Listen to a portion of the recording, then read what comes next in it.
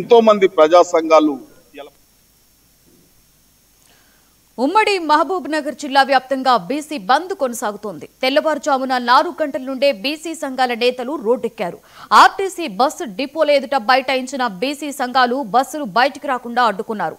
ఈ ధర్నాలో Congress, BRS, BJP, CPI, సిపిఎంతో సహా ఇతర పార్టీల నేతలు, కార్యకర్తలు పెద్ద ఎత్తున పాల్గొన్నారు. బీసీలకు 42% రిజర్వేషన్లు ఇవ్వాలి అంటూ ప్లకార్డులు ప్రదర్శిస్తూ నినాదాలు చేశారు. మరొకవైపు జిల్లా వ్యాప్తంగా విద్యా సంస్థలు సైతం బంద్ ను పాటిస్తున్నాయి.